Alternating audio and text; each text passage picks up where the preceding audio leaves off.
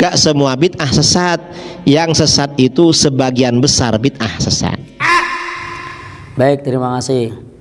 Ini ada pernyataan bahwa tidak semua bid'ah sesat itu bagaimana? Baik, dalam hadis Nabi disebutkan kullu bid'atin dolalah. Ini nasnya sudah jelas, tegas. Setiap bid'ah itu sesat. Nabi bilang gitu. Lah kita mau gimana lagi? Tugas kita tinggal ikut Nabi SAW. Gak semua bid'ah sesat. Yang sesat itu sebagian besar bid'ah sesat. Mengapa sebagian besar? Ada yang tidak sesat karena ada hadis-hadis lain. Mana hadis-hadis lain yang menjelaskan bahwa tidak semua bid'ah sesat?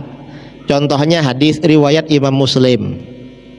Riwayat Imam Muslim ya, yang berbunyi Rasulullah SAW bersabda, man sanna fil Islam sunnatan hasanatan falahu ajruha wa ajru man amila biha ba'dahu min ghairi ayyanqusa min ujurihim syai'. Siapa yang memulai dalam Islam perbuatan yang baik, namanya memulai berarti asalnya tidak ada lalu diadakan, berarti bid'ah. Sesuatu yang enggak ada diadakan namanya bid'ah. Perbuatan yang baik berarti bid'ah hasanah, maka dia dapat pahalanya dan pahala orang-orang yang mengikuti tanpa kurang sedikit pun dari pahala mereka. Nah, hadis ini berarti motivasi agar kita buat bid'ah yang baik, dianjurkan berarti. Lalu ada orang yang menyatakan bahwasanya dalilnya membuat bid'ah hasanah adalah man sanna sunnatan hasanatan. Barang siapa yang membiasakan kebiasaan yang baik, lalu dianggap sebagai bid'ah hasanah. Nabi aja menyebutnya sunnatan hasanatan, Nabi tidak menyebut bid'atan hasanatan.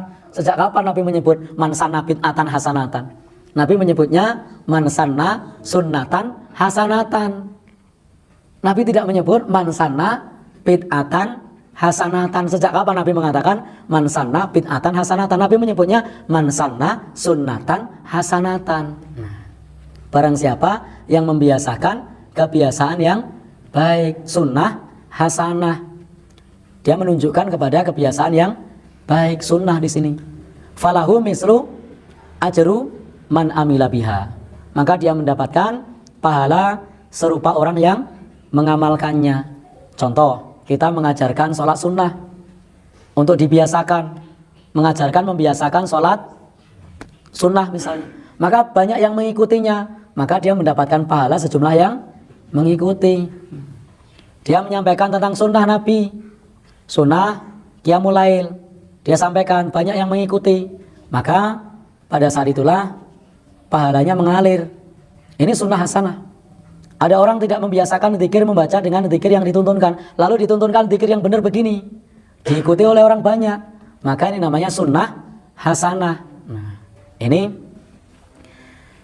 bukan dalil untuk membuat perkara baru di dalam beragama. Di dalam agama itu, dalam masalah ibadah sudah jelas mana yang beliau contohkan dan mana yang tidak beliau contohkan. Apakah ada contoh bid'ah hasanah pada masa Nabi SAW? Banyak contoh bid'ah hasanah pada masa beliau. Misalnya hadis riwayat Al-Bukhari dari Rifa'ah bin Rafi' Az-Zuraki. Rasulullah SAW sholat, ketika bangun dari ruku' ya menuju i'tidal, Rasulullah membaca zikir sami Allahu liman hamidah. Lalu ada salah seorang sahabat berkata, Rabbana walakal hamdu hamdan katsiran thayyiban mubarakan fih. Mestinya kan yang dibaca Rabbana lakal hamdu mil'us samawati wa mil'ul ardi wa mil'u ma syi'ta min syai'im ba'du. Ini enggak dirubah sama dia, nyusun sendiri. Apa? Rabbana walakal hamdu hamdan katsiran thayyiban mubarakan fih.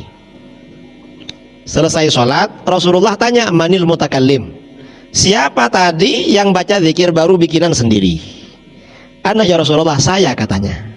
Apa kata beliau? Respon beliau, kata beliau, ra'aitu bid'an wa thalathina malakan yabtadirunaha ayyuhum yaktubuha awal. Aku melihat 30 malaikat lebih yang memperebutkan kalimat itu. Siapa yang pertama kali mencatat pahalanya? Nah, bid'ah hasanah kayak gitu yang memperebutkan malaikatnya lebih 30 itu. Padahal bid'ah hasanah. Ya, itu sahih itu, hamdan katsiran thayyiban mubarakan fih. Itu awalnya adalah seorang sahabat Rasulullah sallallahu alaihi wasallam yang mengucapkan lafaz tersebut. Kemudian Nabi bersabda, sungguh ada 30 malaikat yang memperebutkan lafaz itu. Nah, itu kata Nabi sallallahu alaihi wasallam. Dan ini bukan dalil untuk melakukan sesuatu yang tidak ada tuntunannya. Wah, ini sahabat tadi melakukannya tanpa komando dari Nabi. Nah, Bapak Ibu, ketika Nabi masih hidup, maka silahkan mengamalkan sesuatu, nanti Nabi akan memberikan persetujuan atau menolak. Kalau disetujui maka itu jadi syariat, kalau ditolak maka tidak. Di zaman Nabi ketika ada seorang sahabat yang bersin, maka Nabi menyebutkan ketika ada sahabat pada saat sholat lalu kemudian bersin, sahabat ini mengucap alhamdulillah, nama sahabatnya Rifa'ah. Apa kata Nabi? Sungguh ada sekian puluh malaikat yang memperebutkan lafaz alhamdulillah. Jadi pada saat sholat kita mengucap alhamdulillah boleh, tidak batal. Hak jim alhamdulillah, batal enggak? Tidak, hadisnya sahih. Tetapi ketika mengucap yarhamukallah, Muawiyah ditegur. Jadi Muawiyah mengucap yarhamukallah, ditegur oleh Rasulullah sallallahu alaihi wasallam. Sehingga kita tidak bisa mengatakan saat ini kemudian kita nambah-nambah ibadah. Alasannya apa? Wah, itu sahabat baik. Di zaman Nabi, ketika Nabi masih hidup, maka rekomendasi ibadah itu dari Nabi. Kalau Nabi setujui, ya syariat. Kalau Nabi tolak, ya tidak. Maka tidak bisa kita sekarang kemudian membuat syariat yang baru mengatakan sahabat dulu juga ngasih tambahan hamdan katsiran, berarti kita juga ngasih boleh. Itu tidak benar. Kenapa? Karena pada saat Nabi masih hidup, Nabi akan memberikan takrir, persetujuan, atau bahkan Nabi akan melarangnya, menolaknya. Seperti dalam kasus bersin yang mengucap alhamdulillah, apa kata Nabi? Diperebutkan oleh para malaikat. Yang mengucap yarhamukallah ditegur, inna hadhihi shalah la yasluhu fiha syai' min kalamin nas. Salat ini tidak pantas ada kata-kata manusia. Jadi kata Nabi begitu kepada yang mengucap yarhamukallah. Sehingga kalau sekarang ada orang yang aneh-aneh begitu, siapa yang ngasih rekomendasi? Ya, siapa? Kalau zaman Nabi kan ada, Nabi langsung ngasih rekomendasi, oh ini bisa diamalkan, oh ini tidak. Nah kalau sekarang siapa, Bu? Ustadz tidak ngerti. Nah, siapa lagi? Kiai juga tidak tahu, karena ibadah itu dirumuskan bukan oleh kiai, bukan oleh ustadz, tapi wahyu. Ibadah itu dari wahyu. Maka disitulah Allah mengutus Nabi dan Rasul. Maka melalui Nabi dan Rasul itulah kita mengamalkan ibadah.